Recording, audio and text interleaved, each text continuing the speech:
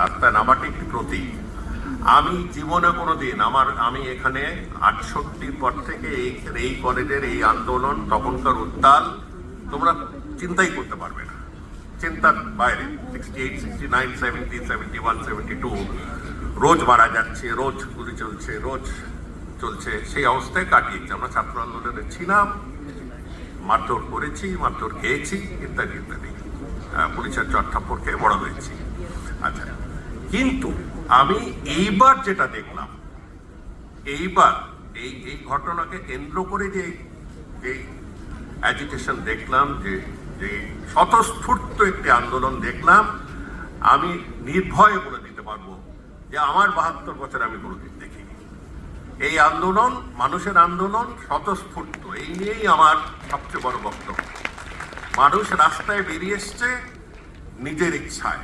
হ্যাঁ, মানুষ রাজনৈতিক জীব হতে পারে, তার মধ্যে 2-4 জন কোনো রাজনৈতিক আদর্শে বিশ্বাস করে, কোনো রাজনৈতিক দলের সদস্য হতে পারে, তার মানে কিন্তু মুভমেন্টটা রাজনৈতিক নয়, আমি বিশ্বাস করবো না। এই নিয়েই কিন্তু আমার বেরিয়ে আসতে হয়েছে, আর সে ব্যাপারে আমার কোনো দুঃখ নেই। যেটাকে রাজনৈতিক রং দেওয়া ঠিক হবে না, জিনিসটা প্লিজ বোঝার চেষ্টা করুন। একটা spontaneous outburst of public angst, why আবার ফিরে আসছে। একটি রেপ কেস, একটি জঘন্য কেসে হয়নি, হয়েছে, আমি that is the trigger point. কিন্তু আসলে চাপা রাগ ক্ষোভ মানুষের মধ্যে ছিল।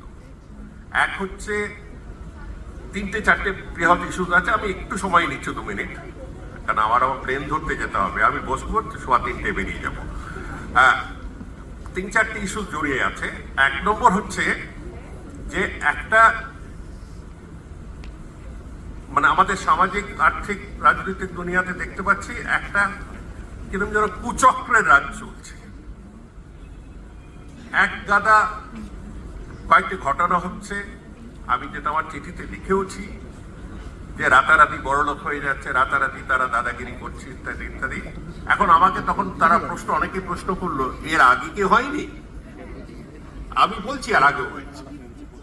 আমি পুরো বামফ্রন্টের পুরো সময়টি কাটিয়েছি যতক্ষণ না দিল্লিতে ছিলাম। তার আগেও আমি জয়েন করেছিলাম এমার্জেন্সির সময়, অতি কষ্টে পুলিশ রিপোর্ট ক্লিয়ার করতে সময় লাগিয়েছিল। তো সেই থেকে দেখছি, কিন্তু এমন একটা পর্যায়ে চলে গেছে যেখানে মানুষের সহ্য শক্তির বাইরে চলে যাচ্ছে। একটি বাড়িতে বারান্দা রিপেয়ার করতে গেলে কিছু দিতে হবে, কোনো কিছু করতে গেলে কিছু দিতে হবে। চারিদিকে আমি অফকোর্স সেই সিন্ডিকেট মিন্ডিকেট হতে জানি না, কিন্তু আমি জানি, শুনেছি যে এমন একটা পুরাণ চলছে অনেক জায়গায় যেখানে তার একটা ভিত উঠতেই হবে। এই যে জন আক্রোশটি দেখে যদি মানুষ শেখে, এটাই আমাদের সবচেয়ে বড় লাভ। দ্বিতীয়ত হলো যে এই কেসটি যখন সুপ্রিম কোর্টে গেছে, সুপ্রিম কোর্টের চিফ জাস্টিস কয়েকদিনের মধ্যে রিটায়ার করবেন, আমি জানি না পরে চিফ জাস্টিস নেবেন কিনা কেসটি, কিন্তু সুপ্রিম কোর্ট অব্দি যখন গেছে তাতে একটা সুবিধা হবে আমাদের। সেটা হলো এই কেস থেকে যতগুলো গলদ বেরোবে, গলদে ভর্তি। আমি বলছি প্রশাসক হিসেবে 45 বছর পড়েছি, আর জানি কোনটা ভালো ব্যাট, কোনটা বাজে ব্যাট, কোনটা ভালো বল, কোনটা, এগুলো বুঝি। যতগুলো গলদ বেরোবে সেই নিয়ে সুপ্রিম কোর্ট, আমি আগেই বলে দিচ্ছি, তারা একটা স্ট্যান্ডিং অর্ডার বার করবে, ডাইরেকশন।